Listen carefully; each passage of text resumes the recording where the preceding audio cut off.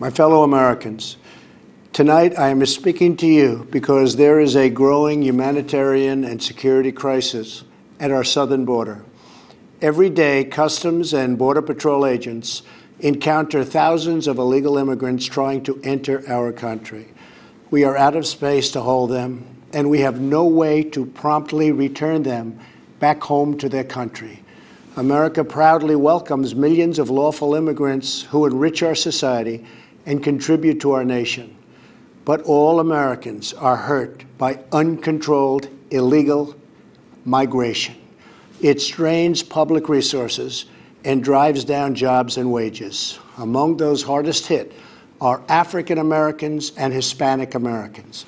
Our southern border is a pipeline for vast quantities of illegal drugs, including meth, heroin, cocaine, and fentanyl. Every week, 300 of our citizens are killed by heroin alone, 90% of which floods across from our southern border. More Americans will die from drugs this year than were killed in the entire Vietnam War. In the last 2 years, ICE officers made 266,000 arrests of aliens with criminal records, including those charged or convicted of 100,000 assaults, 30,000 sex crimes, and 4,000 violent killings. Over the years, thousands of Americans have been brutally killed by those who illegally entered our country, and thousands more lives will be lost if we don't act right now.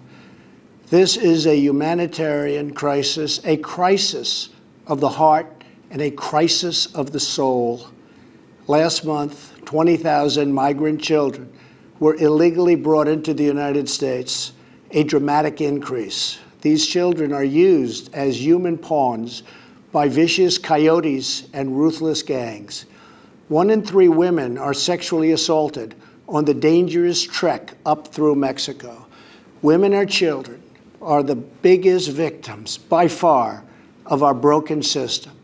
This is the tragic reality of illegal immigration on our southern border.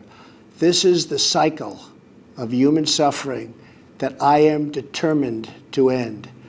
My administration has presented Congress with a detailed proposal to secure the border and stop the criminal gangs, drug smugglers, and human traffickers.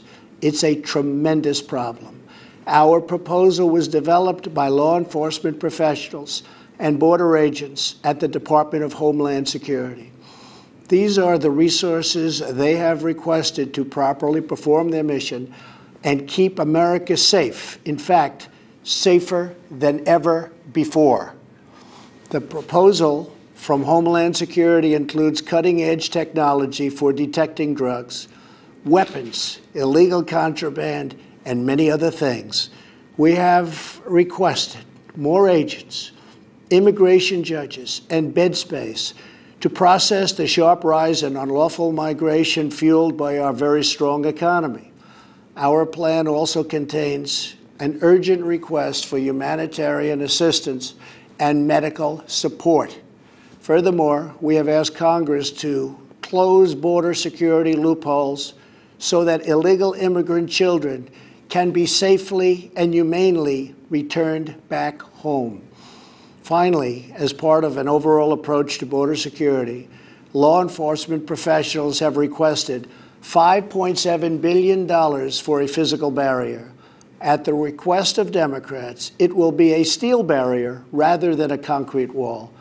This barrier is absolutely critical to border security.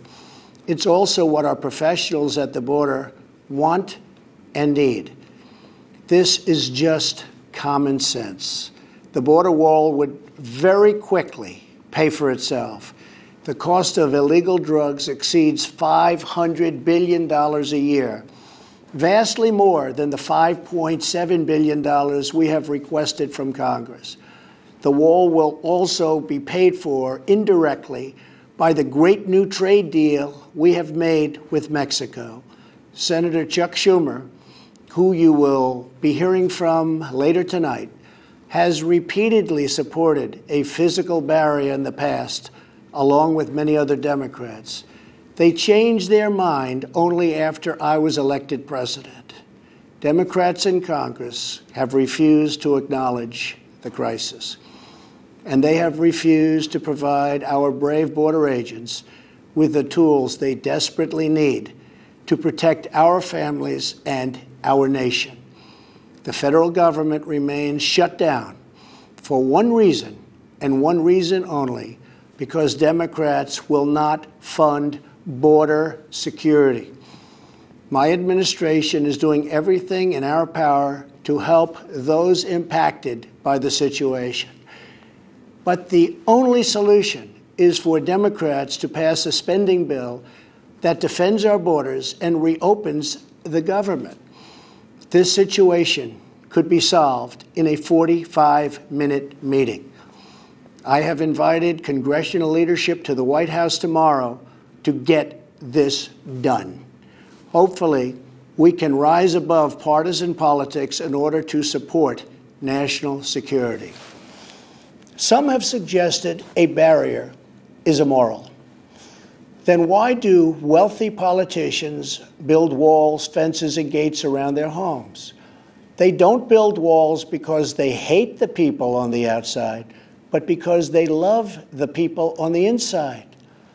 The only thing that is immoral is the politicians to do nothing and continue to allow more innocent people to be so horribly victimized. America's heart broke the day after Christmas when a young police officer in California was savagely murdered in cold blood by an illegal alien who just came across the border. The life of an American hero was stolen by someone who had no right to be in our country. Day after day, precious lives are cut short by those who have violated our borders. In California, an Air Force veteran was raped, murdered, and beaten to death with a hammer by an illegal alien with a long criminal history. In Georgia, an illegal alien was recently charged with murder for killing, beheading, and dismembering his neighbor. In Maryland, MS-13 gang members who arrived in the United States as unaccompanied minors were arrested and charged last year after viciously stabbing and beating a 16-year-old girl. Over the last several years, I've met with dozens of families whose loved ones were stolen by illegal immigration.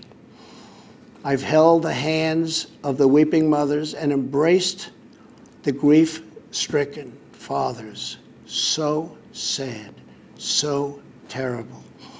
I will never forget the pain in their eyes, the tremble in their voices, and the sadness gripping their souls.